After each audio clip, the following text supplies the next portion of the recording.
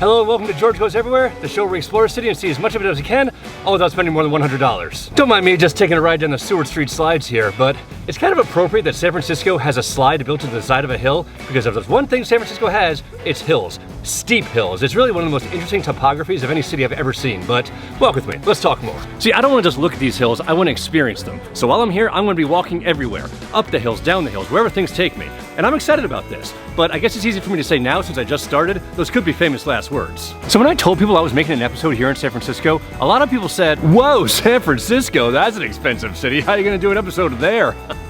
And look, maybe they have a point. This might be a tough city to do it in, so I'm going to be careful. I'm not going to go crazy. You're not going to see me ordering lobster or anything like that. Hi, I'd like to place a to-go order. Yeah, can I get the lobster roll, please? Yeah, okay, I changed my mind, but just trust me. I know what I'm doing. At least I think I know what I'm doing. And you might have noticed that I ordered this food to go, and that's because I have no time to lose. I can sit and chill for a few minutes, but then I gotta get a move on. And if you told me that one day I'd be eating lobster on this show, I'd have said you're crazy, yet here we are. Oh, get a load of this bad boy. Ooh, would you look at that? Oh yeah. I've not had lobster in forever because, you know, money, but I do love it. It's so good. Oh man, is this good. But it's worth mentioning, this is from their lunch menu, which is actually cheaper than their dinner menu, which doesn't quite make sense to me. Like, why is something cheaper just because it's lunchtime instead of dinner time? What is it about daylight that makes something cheaper? But that's also why when I'm traveling, I like to make lunch my nice meal, like splurge on lunch, save on dinner. Walking everywhere has also given me a chance to experience something else that these hills create, which are microclimates. Seriously, we're not even that far from where we started, and it's already noticeably colder. I have a friend who lives here and she says that only fools don't layer, so I guess I'm a fool, but I think we already knew that.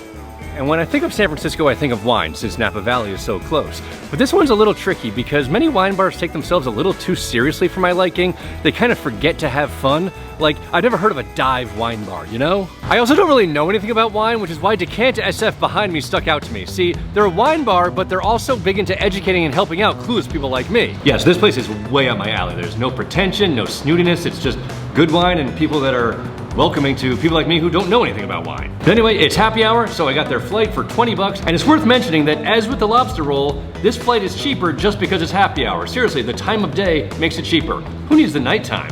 So the rosé is a Pinot Noir rosé, and here's what I'm talking about. Like, I hear Pinot Noir, I think red. I didn't know that Pinot Noir rosé even existed, but here, they're teaching me about it, telling me about it, and I'm learning stuff, and I'm not getting, you know, they're not looking down on me like some wine snobs might. Oh, that's my favorite. That's a good one. That's a really good one. I like this a lot. But now that I think about it, I should have brought my food here so that I could have paired it with the wine and see how they went together. That's a real missed opportunity. My bad. You know, I think the downhill sections might actually be a little harder than the uphill sections. The uphill section is it's like going to the gym. It's just about pressing onward. But downhill, that actually requires a little bit of coordination so you don't fall. And I'm maybe one of the least coordinated people you've ever met, so a little tricky for me. But it's worth mentioning that these hills are the reason for one of San Francisco's most iconic symbols, the cable cars. They built the cable cars to help people get around and conquer these behemoths. Speak of the devil. She waved back. These days they cater less to commuters and more to tourists, but I still wanted to come to the Cable Car Museum to learn more about the city's efforts to conquer these hills. So remember when I called this a museum?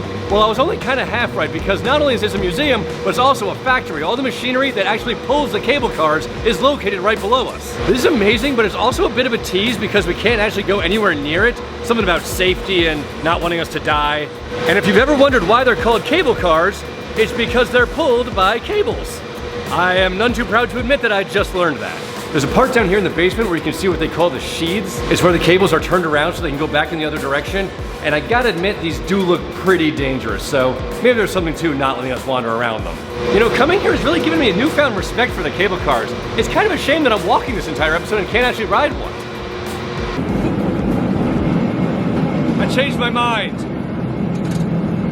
So let's talk food again. Nearby Gilroy, California bills itself as the garlic capital of the world, so garlic fries have become a staple on menus across the city. And I could eat these pretty much anywhere, but let's have some fun with it and do it in a nice setting. I could eat them next to world famous Lombard Street, or I could eat them in front of the Painted Ladies' houses. And those are both beautiful spots, but I think we can do a little bit better. Like this place. Now, I know what you're thinking.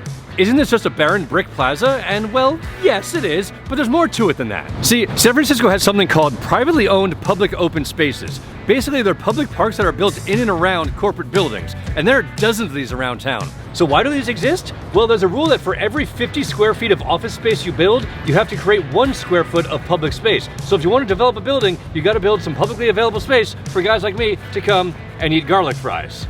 These are really good though. I don't love the smell of garlic, but I do love the taste. Is there any food that smells as bad yet tastes as good as garlic? I mean, the disparity is simply huge. The smell is down here, but the taste is over here. It's crazy. Woo! It's a formidable scent. It's a good thing you guys can't smell what I'm smelling because you probably wouldn't be enjoying it right now. Now, I should admit that these garlic fries are actually the same price now that they would be later tonight, so I didn't get a deal on them based on the time of day, but hey, 2 out of 3 ain't bad. Oh, you know what though? I just realized I should have paired these with wine. I forgot again. Another missed opportunity.